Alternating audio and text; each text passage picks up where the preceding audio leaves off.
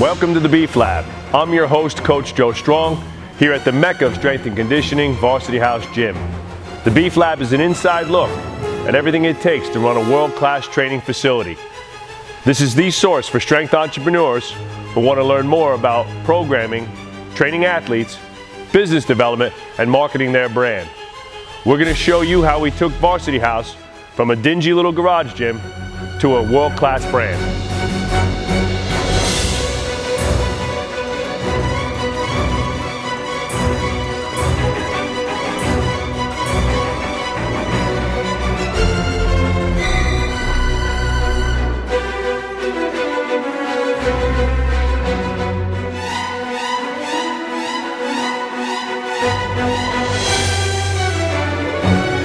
Welcome to the Beef Lab, everybody. I'm your host, Coach Joe Strong. I'm here with our superstar nutritionist, Simone Letta, and we're going to talk today about sports nutrition, in particular youth sports nutrition. Me and my partner Dan are getting ready to head out. We're cramming in another episode for you because we've been dying to do this episode together because we have so many young athletes here whose nutrition is just very subpar, and we wanted to get some information out there that the parents and athletes that we have here could use. I got about 20-30 minutes. We'll try and wrap this up, and then I got to catch a plane to Salt Lake City. We're going out to the Jim Jones crew out in Salt Lake to train for a few days and help some of our friends and brothers who are going through the process out there at Jim Jones, going through the mentorship program. So it's a fun, awesome opportunity for us. And that's just another part of, trying to bring it all together here at the gym with the nutrition and the training and everything that we do. So just to give you a little bit of background, I am not a nutritionist and I have never pretended to be, but for the last 20 years of working with athletes, I have definitely provided a ton of nutritional guidance towards our athletes and given them a lot of, I think good information, and just trying to give them a whole food diet. We usually give them a meal plan that is very basic, that just has a basic breakdown of carbs, fats, and proteins, what they are, micros and macros, what that means, what vitamins and minerals are, the types of foods that contain lots of vitamins and minerals, the types of foods, what are carbs, fats, and proteins, how many base calories a male or female athlete should be eating, and a couple examples of what a healthy day's eating looks like. And it's a good starting point for some kids, but I think the reality is that if you can't infiltrate the home and you can't get the parents and everybody on board, you're still dealing with a 13, 14, 15-year-old who's not cooking his own food and not going to the store and buying their own food. So that definitely becomes a problem. So because of that, and because of the gym growing and me, I'm being the strength coach, I'm on the floor training athletes, I don't have hours and hours and hours of time to spend doing nutrition plans and meal plans, and my knowledge, again, is surface. My study is in human physiology and strength and conditioning. I didn't have another 4 years of lifetime to put into nutrition, so we hired Simone. And last year, Simone came on board with us here at Team VH, and it's been an awesome addition to our gym because now, well, not only do I offload a ton of crap off my plate, I'm just like, I'm going to go talk to Simone. I have somebody who actually is passionate and knowledgeable and understands the physiology and components of putting together a meal plan, not only for our adult clientele, but for the kids. And she's also an alumni of Montclair State, my alma mater as well, where I teach. And that also gives her a couple extra bonus points from me. So, so a couple things. So Simone, just give us a little bit of background about some of the things you've been doing here for us, and just talk to us a little bit about the clients you've been working with, the meal plans, some of the things that you've been doing. Well, majority of my clients are the adult clients that we have here. Most of them are looking to lose weight, gain muscle, and drop a lot of body fat, which all of them seem to be accomplishing throughout the month program that we do. A lot of the adult clients have also continued doing months with me, so they all are happy with their success. The athletes I've recently started working with too, majority of them are trying to gain weight, trying to gain muscle, mainly the male athletes, but I have spoken a lot with the female athletes and given them a lot of breakdown of what they should be doing. And what do you think is like if you look at the guys versus the girls, what's the biggest difference you think in terms of like ideology and mentality?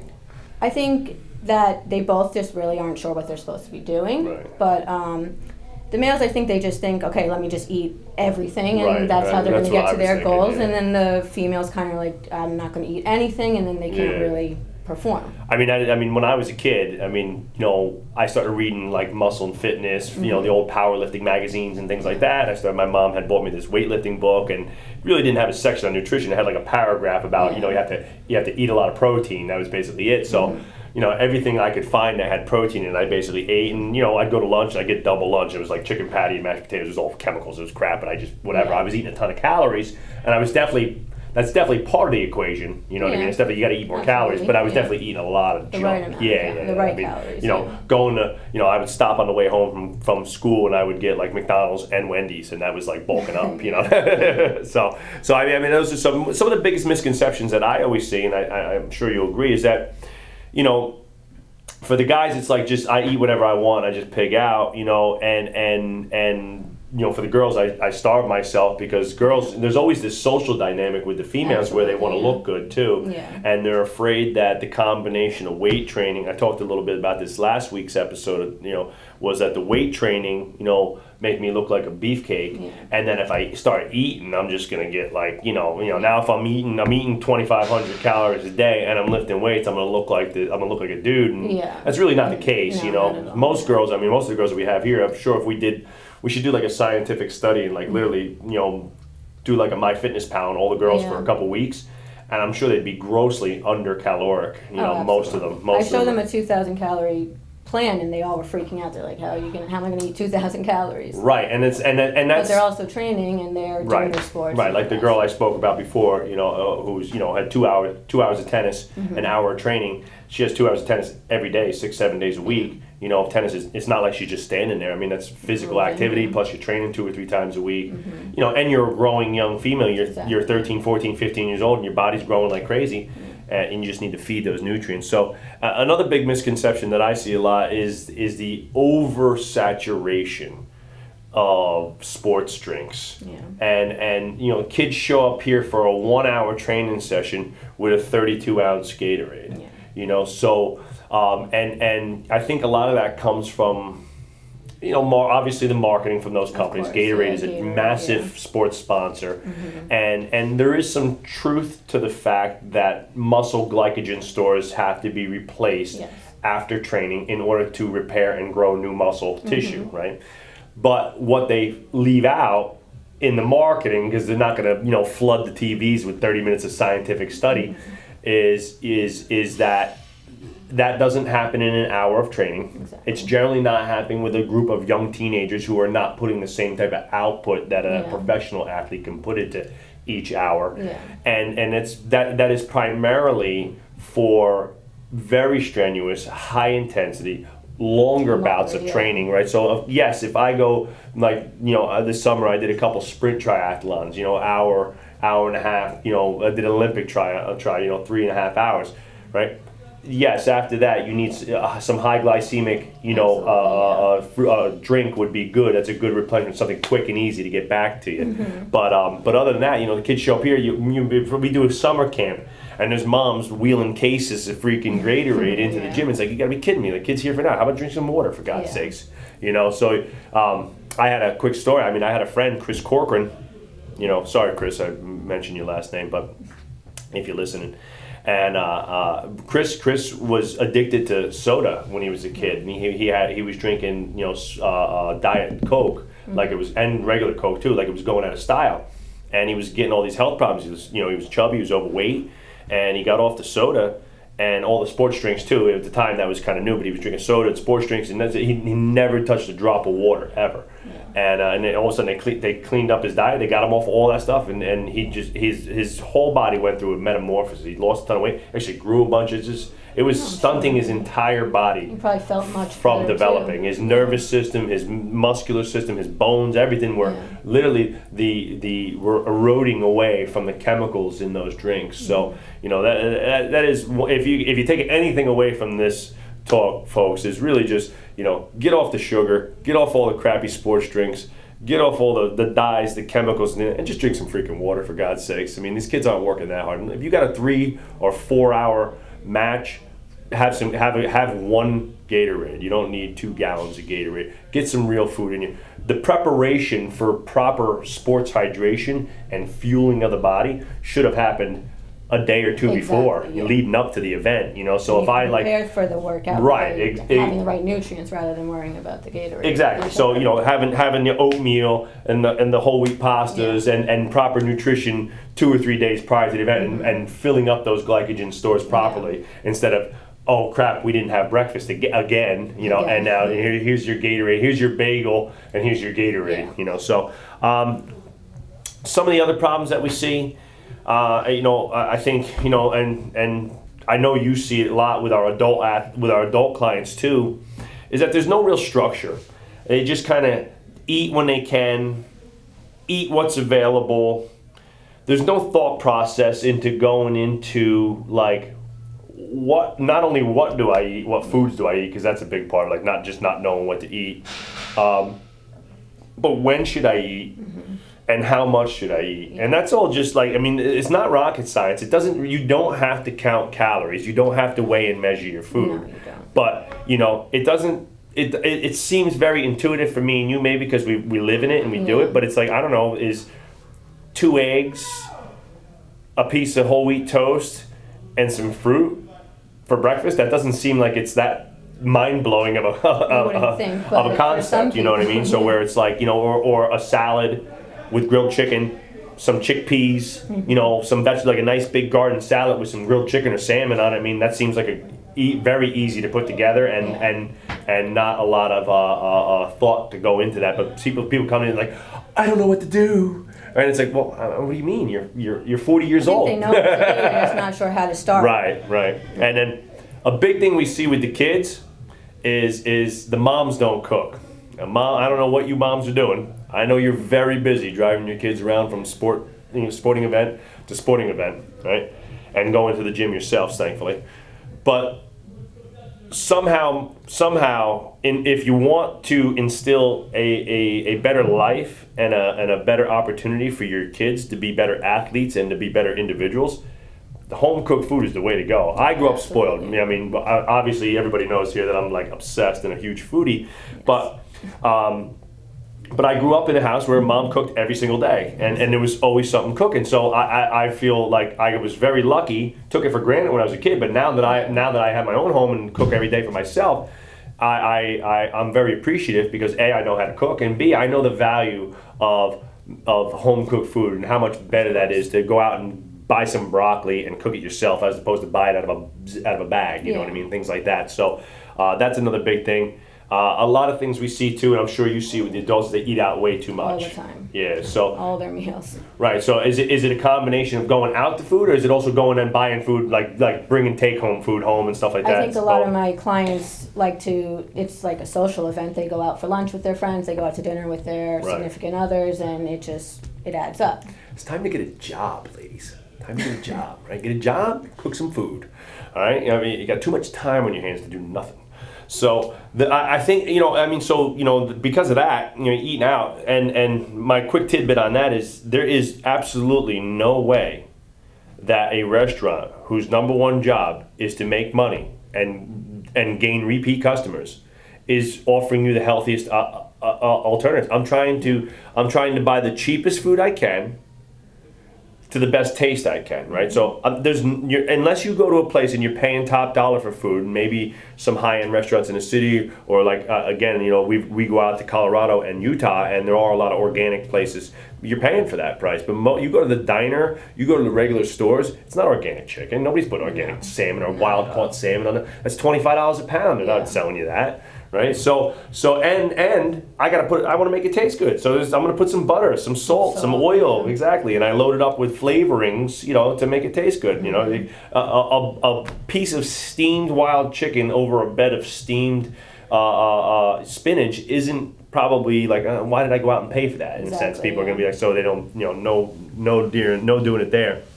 And then, we already mentioned it, no water, too much Gatorade, too much soda, too much juice, too much everything, too much sugar, and not enough water. Most of the young girls that I've been working with the last few weeks, the new girls that we have, I asked him every day, how do you drink? Oh, I can't drink. I don't really drink a lot. Do you drink water? No, I don't need a drink. You want to get a sip of water? No, I don't need a drink. I'm like, are you thirsty? Yeah. Why don't you want the water? I hate water. What? Yeah. Everybody's excuse. No protein, right? Especially the females. Guys are a little different because, like you said, the guys are like a 15-year-old boy is like usually, unless some, and we have a few that are exceptions, but a 15-year-old boy is like a vacuum cleaner. They'll eat anything, right? And then just I think they know that protein's going to get them the muscle that they're looking for. Again, because of the cultural divide, little boys are looking at muscle and fitness. They're looking at men's health. Exactly. And the portrayal in those magazines, or even in like Maxim and stuff, all the guys are jacked, right? And it's always articles about, up in your biceps, get your gain, stuff like that. And then you look at the girls' magazine, and it's like how to slim down, detox, this, that, and the other. And it's a totally different marketing ploy. Absolutely. With the girls, it's like everybody's super skinny, everybody's in shape. Now you're starting to see some like a lot more fitness models get on the covers of those things, but for the most part, the major magazines like the Vogue and Cosmo and stuff like that, it's either celebrities or it's like super skinny models, So and who are or not fit, it's kind of the debate as to who knows what they really are. So, and then the biggest thing out of everything, and I think the undeniable leading factor in bad nutrition is just lack of preparation. Absolutely. Not putting the time and effort into making nutrition a priority and buying food, cooking it, and prepping it. Yeah. Now, I know me and you are all over Instagram with our food. We're always prepping. I don't put a lot of time into it. People think like, oh my God, you must be cooking like crazy. Yeah. It's like, how do you do it? Well, I go to the store one day a week and I cook once or twice a week. Yeah. For my main meals, for my lunch meals and stuff like that. And I cook for fun.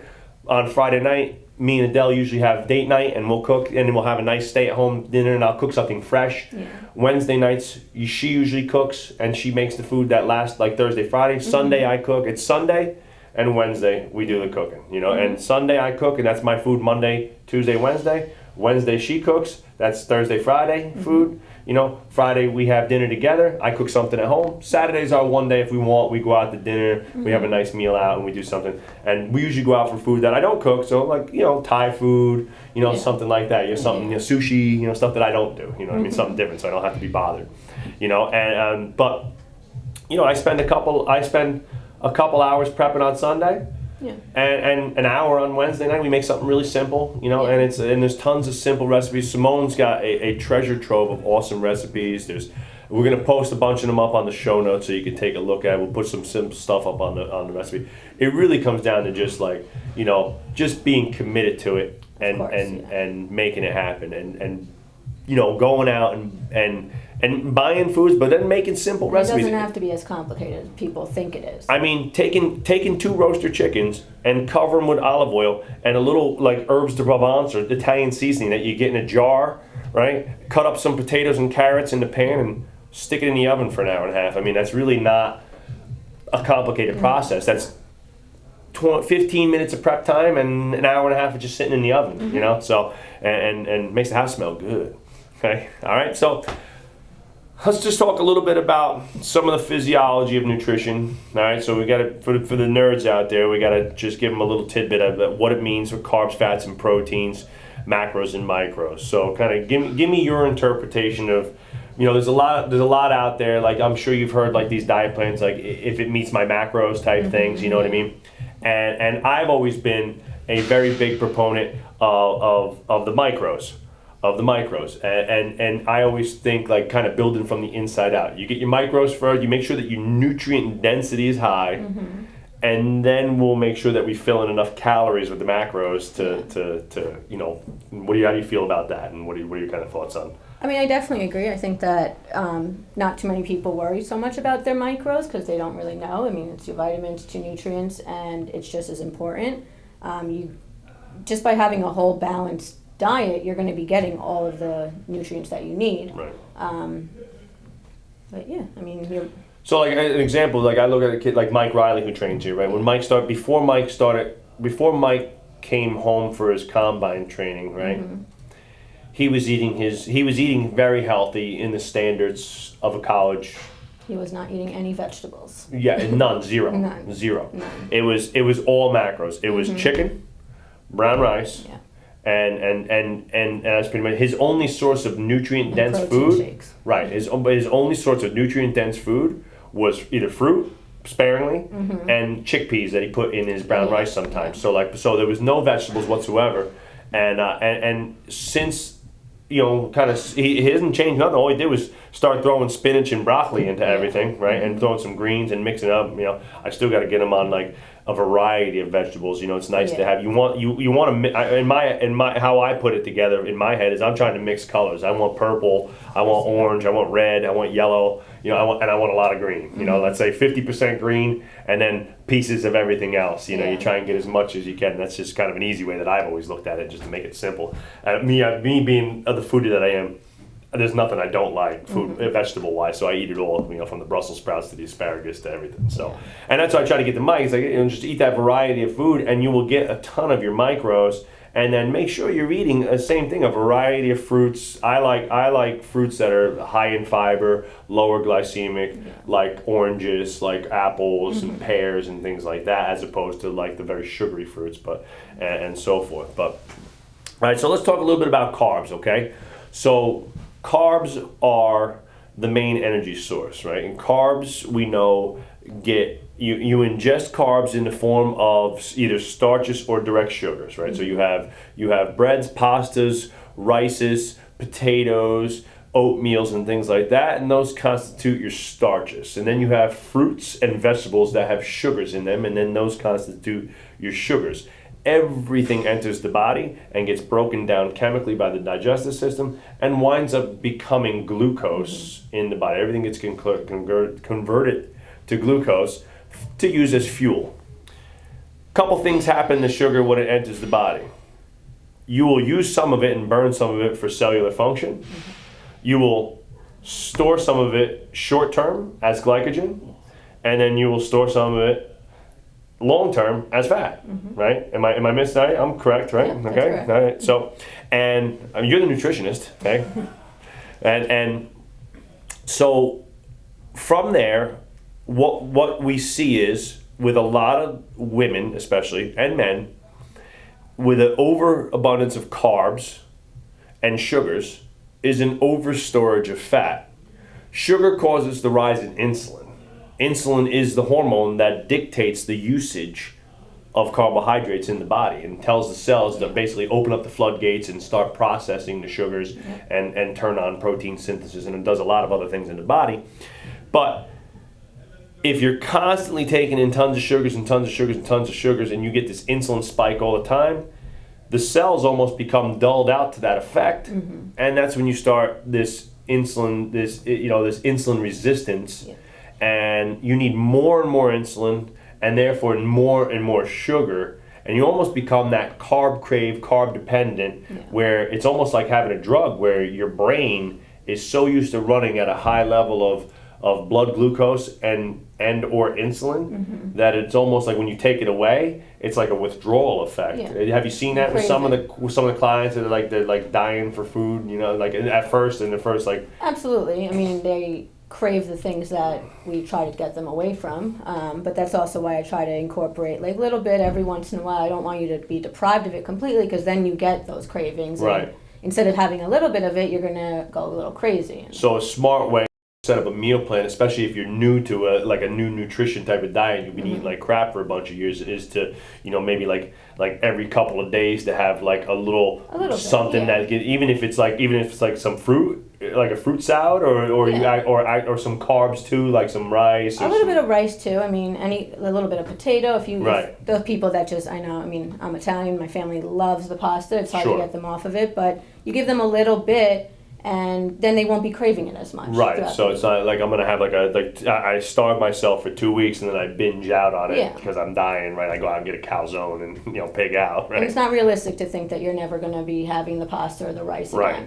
So I mean that's a great point. We'll talk a little bit about that in a little bit. But I mean, not depriving yourselves of any food. I mean, not the diet that I've always proposed is that is very well rounded, and if you want pizza one day, go have pizza.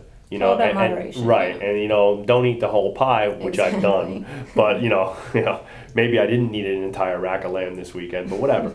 All right, but the reality is that for the most part, you can eat anything you want in small pieces. Yeah. In small pieces. So, all right, so fats too. Now, fats are our other most important nutrient, energy source. Fats are more like a long-term source of energy, and they have a different way of entering the bloodstream and getting around the body. But another main function of fats is nervous system function and brain function. Especially in the developing young athletes that we have here, a good amount of healthy fats, omega-3s especially, is really important for the development of the central nervous system. And I think if you put those two together, the problem that you have with a lot of the young athletes, it's more so the females, is that when I cut calories, I'm cutting carbs, I'm cutting fat. Well, the only thing that's left is like some twigs and berries. I have a little piece of fruit, I have some lettuce, I don't really eat much, or it's just a little bit of carbs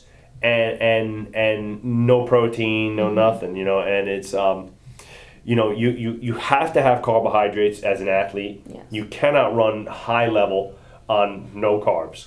Now no gluten is a whole separate discussion for another podcast, but you can eat plenty of carbs and still be gluten free. Yeah, absolutely. And you can, and that's another discussion. But that's definitely, a lot of people are like, oh well, I don't want to eat any grains. Well, don't eat grains. There's still plenty of carbs out there. Yeah. You can have sweet potatoes and beans and things like that, and fruits, and still getting tons of carbs.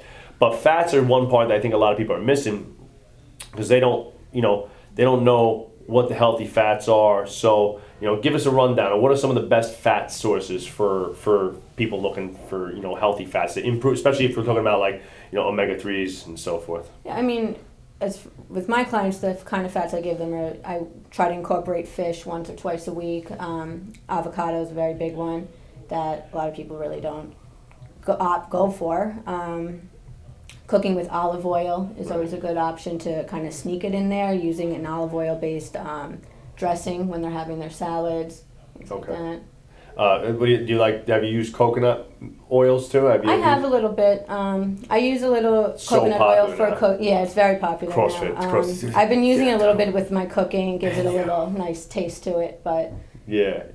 I've used the coconut when I cook my fish, and I like that. It's almost like you can make like I made this coconut mango, super simple. I'll give you the recipe right now. 3 seconds, right? Frozen cod I took from Trader Joe's, really good. You're gonna cook it in sauce anyway, so who cares? Frozen cod, right? Put it in a pan. A little bit of olive oil, some garlic, cilantro, right? Chop it up, throw it in there. A little bit of coconut milk and some garam masala or like curry seasoning, and make like almost like a fish masimam. Yeah. You put that over some brown rice. Boom! That took you 20 minutes to make. And it's super simple. The fish cooks in 3 minutes. Yeah. Fish is done in a minute. So you get your rice cooker, you get a super deluxe rice cooker like I got, and you set it and forget it, and then and then you're good to go. I make that almost every week, like once a week. Sounds good. And it's super simple, super easy, Yeah. really healthy, nothing but healthy fats, and that's the kids here. I'm surprised at how many kids just don't eat avocados, and it's like, man, I love avocado. I love avocado. Yeah. I would spread guacamole on everything, if I could. It's like, it's amazing. It is a little pricey, if you're eating. I eat like one a day. That's a $50 a month habit, $60 a month habit. But it's so good for you that I don't care. And I always justify it for myself too, because I cook. 90%. I've gone out to dinner twice in the last month. You know what I mean? So because I cook 90% of the food that I eat, and even all my lunch meals and breakfast and everything, make my own breakfast bowls, make my own lunch, the whole nine. I could justify going out for a more expensive dinner or buying organic foods and things, because the price of cooking your own food is so much cheaper. And lastly, let's just talk about proteins, and this is the big one. Proteins are where your gains come from, folks. All right, you want protein, you want gains, you got to eat your protein. Protein is the building and repair nutrient. You have to have an abundance of protein above and beyond the normal physiological requirements to sustain life in order to build. And we were talking about this before we started. Your body doesn't give a shit about being an athlete. It doesn't care about your elite soccer club or your super deluxe travel baseball. It doesn't care that you want to be the next Alex Rodriguez, right? It only cares that it's alive. So you have to trick the body into building new muscle mass, and you have to have an abundance of calories and nutrients above the requirements to stay alive to do that, right? So I think that that's something we see. Again, we see it more. A lot of the boys are getting enough calories. They're just getting bad calories, and you see a lot of young boys with like a big old spare tire, 12-year-old kids with big gut. It's amazing, right? And then we see a lot of the girls. I mean, how many girls we have here that are tiny, skinny little things, right? And it's right. And there's no calories, no protein. And I said, well, most of the girls, a lot of the girls that I've been working with the last few weeks, they haven't met their protein requirement for one day in 3 days. When they hand in their 3-day food log, sometimes their 3-day log, they don't have enough protein in 3 days for what I would deem a single day of protein. I mean, maybe in 3 days they had 50 grams of protein. So it's terrible. All right. So, what are some of the effects of poor nutrition? And I'll just tell you what I see in here. Let me tell you what I see in the gym. So if you're going to spend money coming to the gym and you're going to spend time going to all this travel crap, and you're going to pay money for an AAU team, and you're going to pay money to travel to, our parents go to Colorado, Florida, San Diego, elite development team, right? You're spending thousands of dollars, people. Your kid comes to the gym, he's tired, he's got no energy, he's not sleeping good, he's beat up. You're telling me he hasn't hit his growth spurt. Maybe there's a correlation. Maybe there's something missing. Maybe if you took 1,000 of those dollars and put them into something better and getting some healthy food, you would see a really nice turnaround. And so the biggest thing that I see in the gym is just lack of energy, lack of motivation. And let's not forget too, with all the sugars and chemicals, lack of cognitive ability. Kids can't. I'm talking to a girl the other night, first day in the gym, I got a group of brand new girls. I'm speaking directly to her and she's going, I mean, can't pay attention for 10 seconds. Couldn't look at me for 10 seconds. And I'm not saying I don't have a direct cause and effect. I don't know what her diet looks like at home. But as an overall picture, I see so many kids polluted with chemicals and sugars. And it has to, we know that it has an effect. And we know one of the first things they do with autistic kids is get them on a very restricted diet and start reintroducing things. And a lot of times it's the sugars and the grains that are causing some of the problem. Some of the problem, not everything. But so, I mean, it makes sense to me that if you take those sugars out, the sugars flood the brain and central nervous system, right? And in a sense, slow down cognitive function. So those are the two things I see in here. There's a whole lot of like, mouth breathers, can't pay attention for 2 seconds, and kids that are either then just like low on energy and things like that. What are some other negative side effects of poor nutrition that you see? I mean, the energy is like a major one. Everybody, it's just the worst. And then just, I mean, if that's how you act, if that's how your diet is gonna be like, and you're not gonna have the energy, it's just gonna be how you continue your life, and you're gonna. I mean, that's why majority of people now are obese or getting to that level. It only gets worse. I mean, it only gets worse. If this is how you're doing it now, it's how you're going to keep doing it. And diabetes is like a huge thing now. Yeah, big. I mean, I was just at my foot doctor's, my podiatrist. I have been dealing with a little bit of this plantar fasciitis, and I'm in the doctor's office, and the bulk of his business is diabetic lesions that he has to deal with on people's feet because of the lack of circulation. They wind up developing these lesions, and it's like, and almost in almost every case he sees, they're obese. They're older people who are in their 50s and 60s who are very overweight. And or beyond 70s, and it only gets worse. I mean, you see the stories we have here in the gym. We had some amazing life-changing turnarounds in the gym. And it's never too late, but it's definitely harder if you let it go longer. Absolutely. So, I mean, if you start a good habit when you're 13, 14, 15, and you start your kids off, eating vegetables and fruits and thinking about the stuff that they put in their mouths, and, hey, you know what, maybe I'll just have... And you need to do that, too, as the parent. You need to you got to lead by example, right? You got to lead by example. That's what I was just going to say. I as much as I try to lead by example with my own personal fitness and training in the gym with our athletes, I try to do the same thing with the eating. The kids always see me with my meals. They always see me eating. They always see me cooking. Now, everything that I eat isn't 100% healthy, but almost everything is 100% homemade and cooked by myself and stuff like that. You know, I do love to indulge sometimes. You know, it was Thanksgiving, I had to have my man of God. You know, but the reality is that but I paid for that. You know what I mean? And I put the work in. Days prior, I ate perfect all week because I knew I had Thanksgiving, you know, and I ate super clean. And you put the work in afterwards too. Right, exactly. So, and for someone like people like us who also train 5 or 6 days a week or more, you know, you do have some more leeway with the types of calories that you choose. If you work out, if you only work out 2 or 3 hours a week, you don't have as much flexibility. You know, you got to eat cleaner. So lack of energy, lack of focus and brain function, diabetes, obesity. You know, we'll also see like an increase in injuries, right? So poor nutrition. If protein is the repair and rebuilding and nutrient, and carbs are the source of energy, and fats are good for your brain and nervous system. Well, if I'm low on all of those and I'm calorically restricted and/or I'm eating a ton of chemicals and processed foods, well, it makes sense that all those physiological processes are not working properly. So maybe the joints and ligaments and muscles are not repairing fast enough. And now I'm a kid who's 13, 14, 15 years old, and I'm playing every day. I got travel soccer every day. I'm training a couple days of sports performance. Thankfully, has become a big part of the sports culture in America,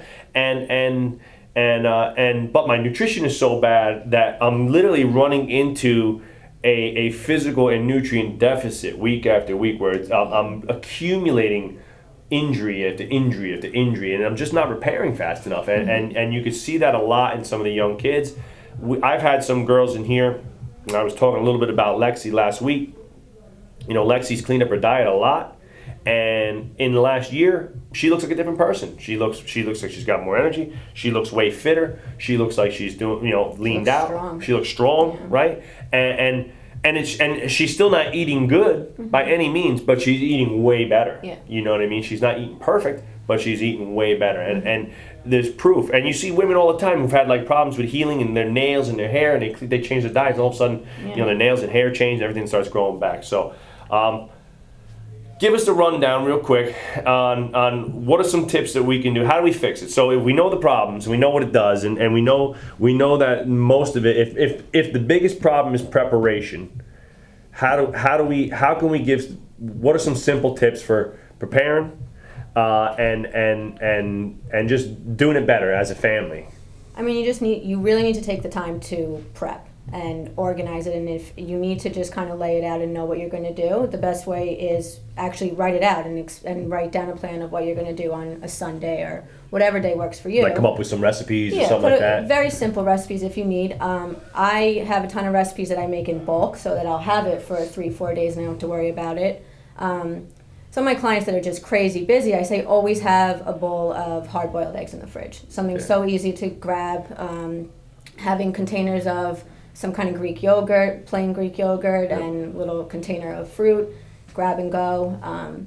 One of my favorite snacks is having apples with pistachios or some kind of almond. I love, it's just easy. It's just there. Like you don't have to prep anything, you don't have to cook anything. You just wash the apple and you start eating it.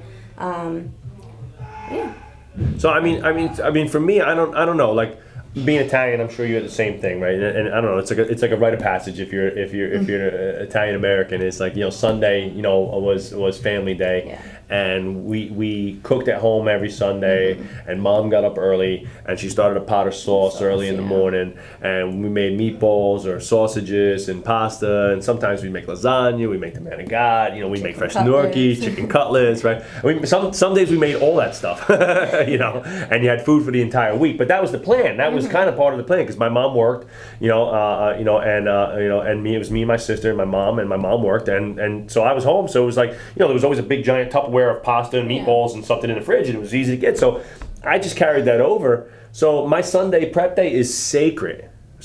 Like it has to be a legit business trip, you know, a good friend's child's christening, you know.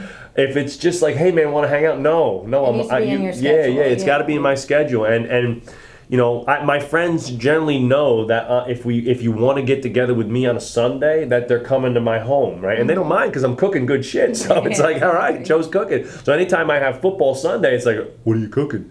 And it's like, whatever. I'd rather do that.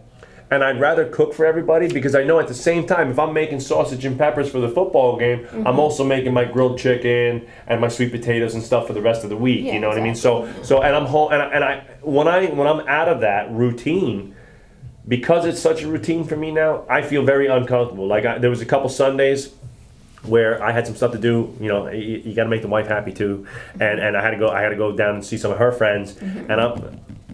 It's like 3 o'clock in the afternoon and we're still out, and I'm like, man, I still gotta prep my food. I gotta go home, but I got all this crap to do. I'm like, I'm like, and I have to get my food right because I don't feel good.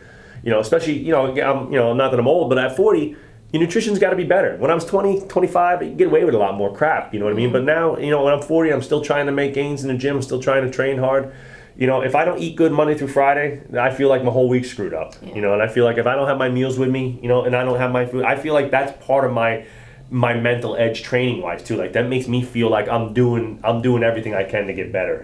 Of training and nutrition. So, give me like a couple quick examples. You gave me some good snack examples, but what are some of the bulk meals that you make? What are some things that you like to cook that you can carry over for a couple days? I make a quinoa salad that I make a humongous bowl of it, and it's always in the fridge, so I can always grab that. I like to portion it out. What's that got in it? It's very simple. Quinoa. It's pretty much quinoa. I dice up a bunch of different vegetables. I switch it up all the time. I always use bell peppers. Want, really? Yeah, you can put anything you want. A little lemon juice and a little bit of olive oil, and that's it. Awesome. Yeah. Awesome. You can make that almost like what is it, like a tabbouleh? You could probably put some chopped up parsley and stuff like that, and make it almost like a tabbouleh salad, which is nice too. You can always switch up the greens too. Yeah.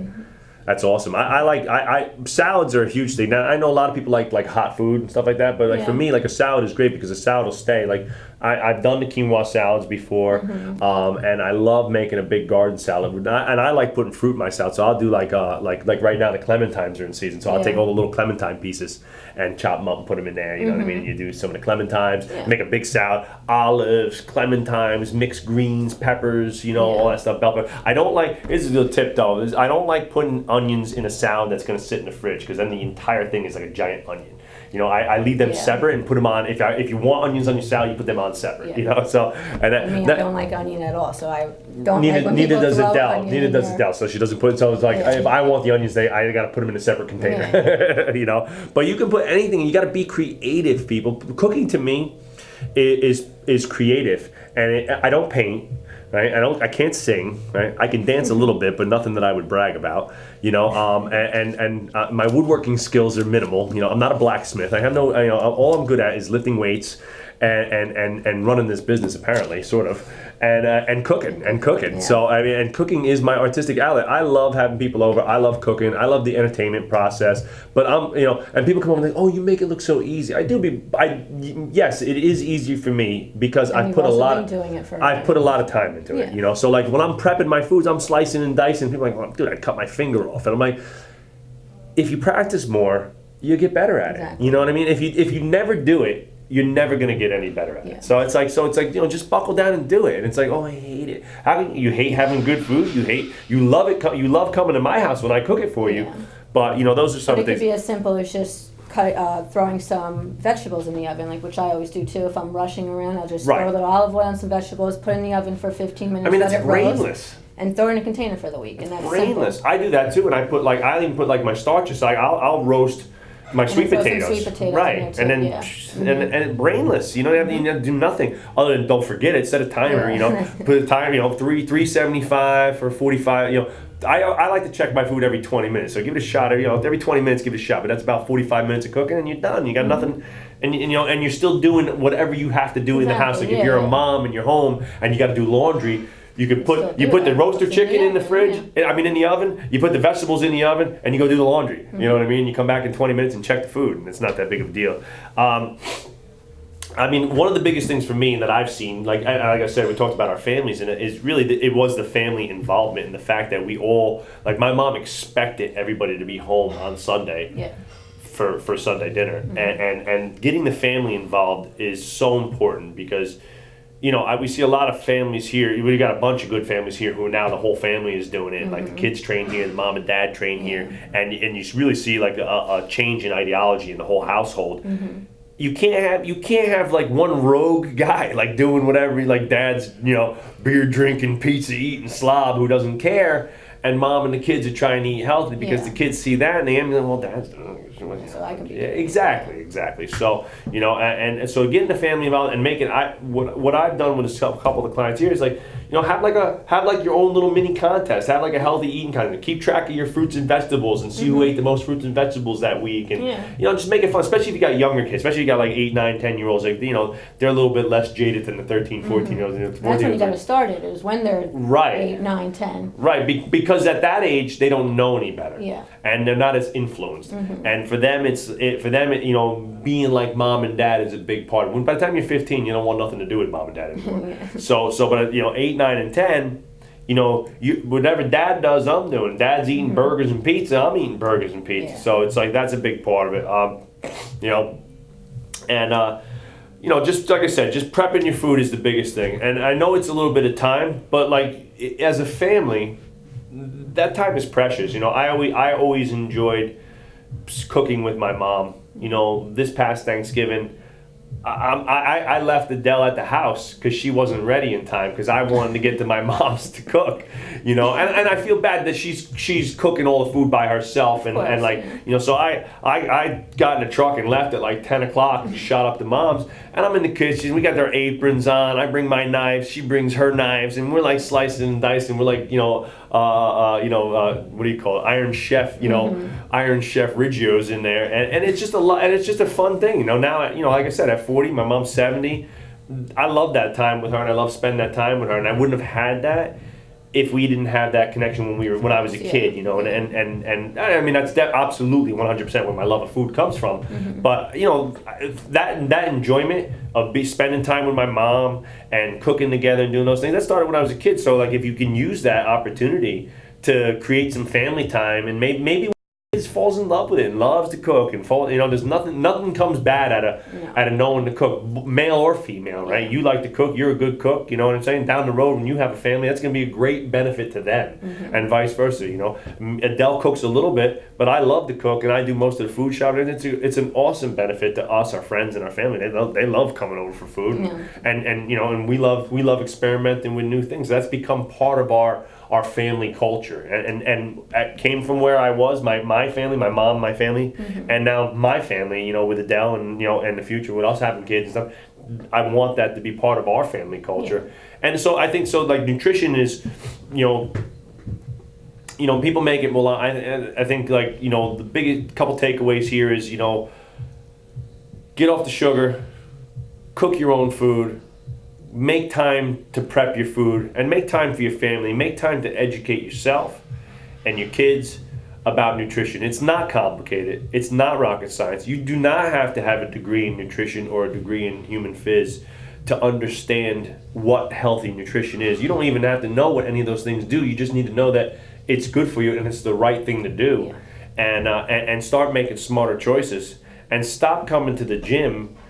You know, stop sending your kids to the gym with no food, I haven't eaten, or, you know, I show up to the gym and I had pancakes and cereal. Like, what do you mean? You're going to come work out. How do you eat that right before you come work out? So being smarter about what you're doing, and I think a lot of it is not giving in to, you know, some of the social constraints too. Like, you know, all my kids are having, you know, bologna sandwiches, or with all my friends and things like that are eating this or eating that. And it's like, well, you know, if you instilled those values into your kid at a younger age, they probably wouldn't have that same pressure. You know, it'd be a little bit better for them. So, so that's basically it for today. I got to run. I got to get on a plane, so I got to get out of here. Right? I want to thank Simone for helping me out. Appreciate it, honey.